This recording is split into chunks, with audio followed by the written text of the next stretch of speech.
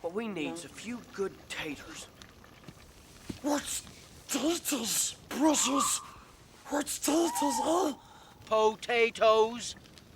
Boil 'em, mash 'em, stick 'em in a stew. Hello everybody and welcome to week 2 of Tatter-fest.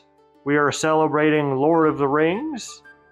And this week I have a really fun recipe. We're taking chili and we're taking a cottage pie. We're putting those hands together, alright?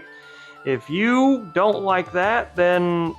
oh, there's a name for it. What is it? Sam, help me out. He's a villain.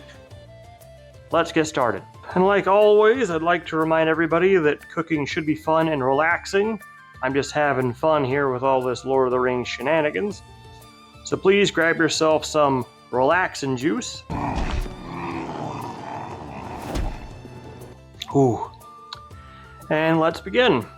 To start with, for any pie like this, you're going to need mashed potatoes. So I'm going to make some mashed potatoes. I have 5 very large potatoes here. These are the potatoes that your girlfriend told you not to worry about. They're a little bit on the big side, obviously. So you might need more than this if you're using smaller potatoes, but I'll leave the judgment up to you. We're going to wash these, we're going to peel them, and we're going to cut them up, okay?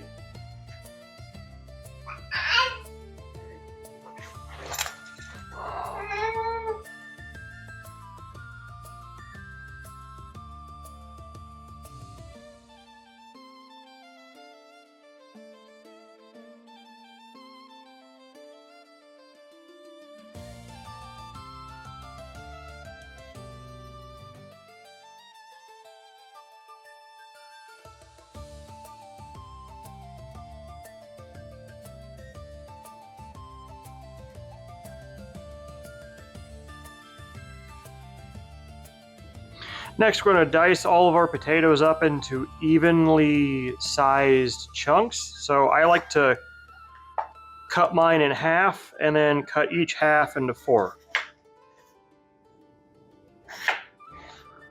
Like so.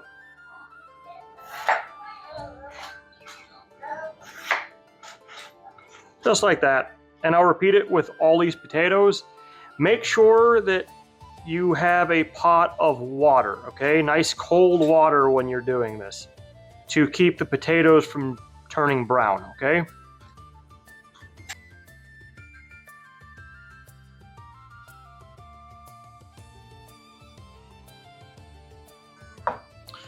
I'll try not to spill this, but you can see that the pot is nice and full of potatoes, but the pot has all of this cloudy crap on the top. That is a bunch of potato starch. So we're going to rinse these under the faucet to get rid of all that starch if we can. Alright, our potatoes are ready to go on the stovetop on a high heat. Make sure you have cold water, that way your potatoes don't turn out lumpy. We need lumpy potatoes like Frodo needs to be trapped in a cave with a giant spider. That's no fun, alright? So let's get boiling. Our potatoes are about 3/4 the way through. I'm poking a fork in them and they're like the fork's going in, but the potatoes are cracking a little bit. So they probably need about, I'd say 10 to 15 minutes to get all the way soft, which will give us plenty of time to put together the chili, which will be the bottom portion of our pie. So to start off with, we're going to get a stick of celery. I have baby carrots because I don't have to peel them, so I like to use these. But if you're using a full-size carrot, I would use anywhere between half a stick to a full-size carrot, okay? And I'm going to put in 1 full onion. All right, so I'm going to start off with the stick of celery. I'm just going to dice it up in tiny pieces, throw it in the frying pan, okay?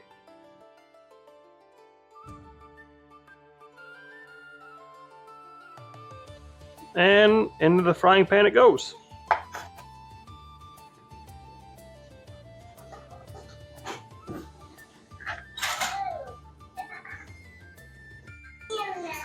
Next, I'm going to dice up my carrots here. The key is we're going to dice them up really tiny,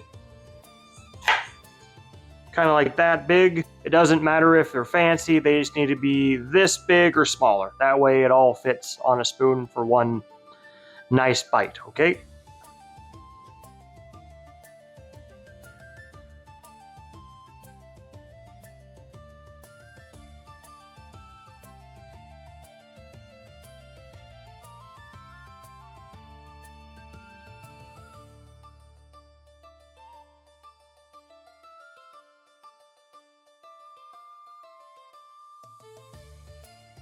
All right, there we have them. These are going to go into the frying pan along with the celery. So next up is our onion. Gonna peel it, dice it all the way up.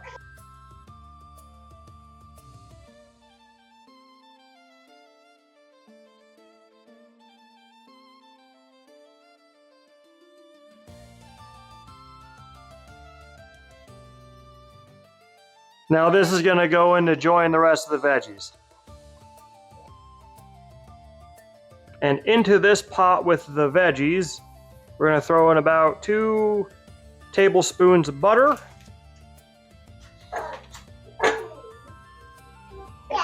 And I'd say probably about a tablespoon or so of olive oil.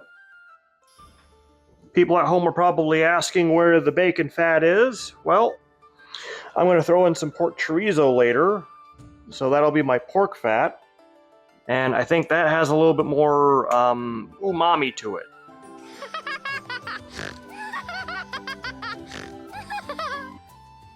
We're going to let this all kind of melt through on a medium-low heat until these onions are a little bit see-through, all right? So I will see everybody then. Our potatoes, there we go, have been going for almost an hour. Now these were a lot of potatoes, to be fair, all right? That's why I tell you to try to make these mashed potatoes ahead of time, or if you have leftovers, please use them, because this takes a while to do. Is this going to be forever? I'm going to drain these, and then we're going to mash them up. I've got our potatoes on I'd say about a medium-low heat here, while I add the butter, 2 tablespoons worth of butter, and I'm going to add, I'd say I'm going to gradually add milk to it, all right? I like to start by getting my potatoes all mashed up. There we go. With a bit of butter in there already. Not going to hurt anything. It's just going to make it easier to mix up all of the butter. All right. And we're going to gradually add milk to this until it starts looking nice and fluffy. I don't know if you guys can see all this in here, but that's looking a little bit too dry. And that's where this milk is coming in. So I'm going to add it about a 1/4 cup at a time, a couple tablespoons at most. There we go. I've honestly never measured the amount of milk I add to this. I just kind of go until it looks nice and fluffy and starts looking like mashed potatoes.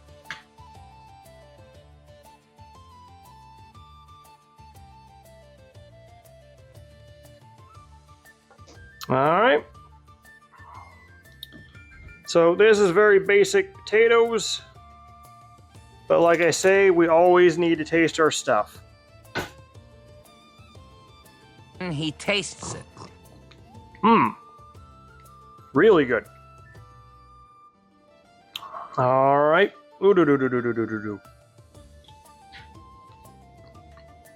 Now we just need to add our seasonings. Be right back.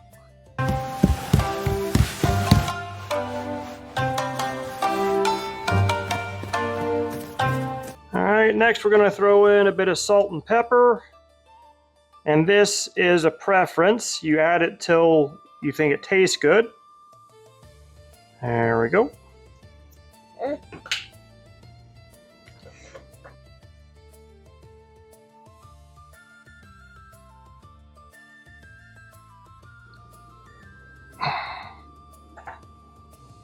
Give it a taste.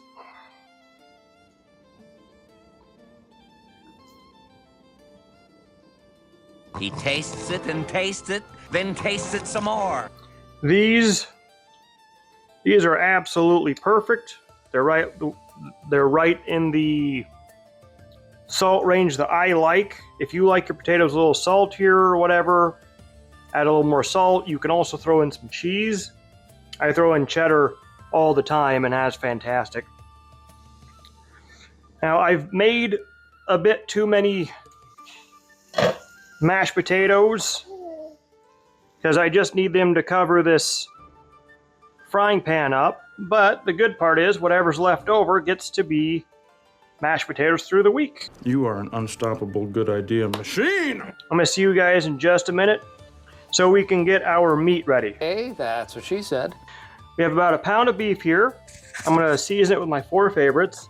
Some black pepper,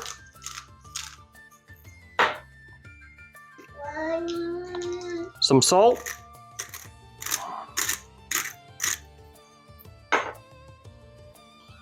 garlic powder, and some onion powder. But this is gonna be kind of chili, so I'm also going to throw on some chili powder.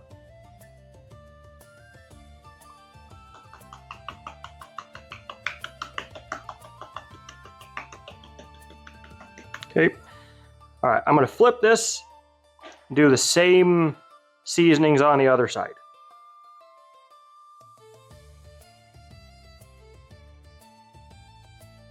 Okay, all right, and that's all the seasonings I'm putting in this beef. The pork chorizo will have plenty of other stuff added to it. And if you want it a little spicier, throw in a little bit of red pepper flakes, but be careful, those things can be really spicy. All right, and into the pot it goes. I'm also throwing in about half a pound of pork chorizo. If you do not have pork chorizo, get ground pork and season it similarly to that ground beef. It'll taste pretty close. Now we're gonna let all of this cook until this meat is all browned completely through, okay? I'm not gonna record it because that'd take forever and it'd be boring to watch, but understand I'm gonna be checking on this every couple of minutes and breaking it up with a spatula. Kind of like this.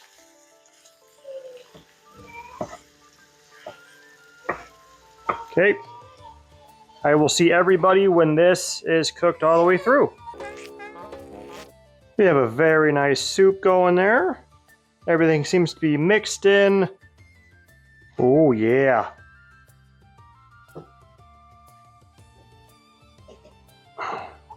All right. So to our frying pan, we're gonna throw in a can of diced tomatoes.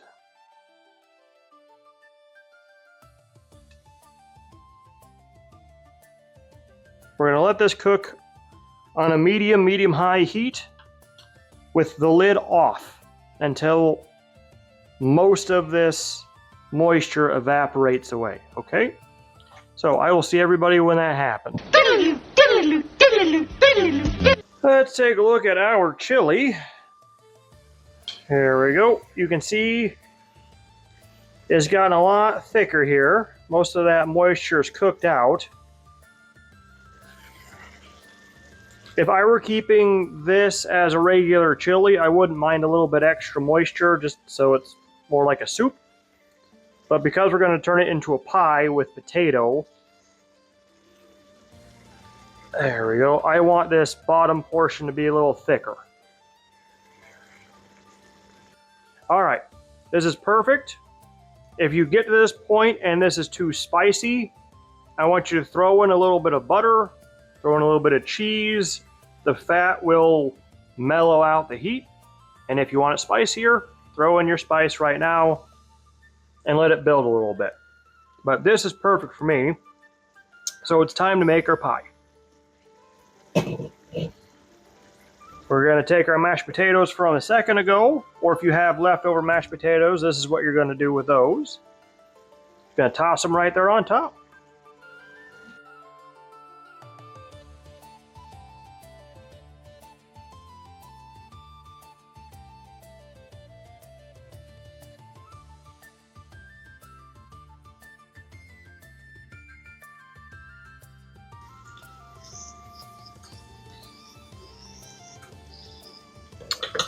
All right, and we're gonna pop it right into this 375 degree oven. All right, and we're gonna bake it until these potatoes are nice and golden brown. Last thing, I'm gonna put these little craggle marks in here. Okay.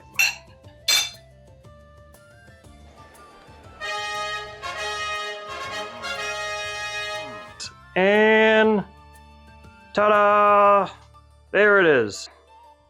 A chili cottage pie that would bring a tear to Sam's eye. If anybody wants to check out something very similar to cottage pie, I have a hot dish from a couple weeks ago. But enough talking, let's try some of this. There we go. Could use some cheese on it. But it is fantastic. Whew. It is also very hot. So be careful not to burn yourself. Well, that is fantastic. That is very good. Anyway, if y'all want to check out my other potato dishes, I'll put a link to my potato playlist right here. Please follow me on social media. Instagram, Dad's Cookin Bear, and X is Dad's_Cookin_. And, oh, if you want to buy some merch, go to my link there. All right. Until next time, everybody, have a good one. And we need lumpy potatoes like Frodo needs a meth head trying to steal his ring.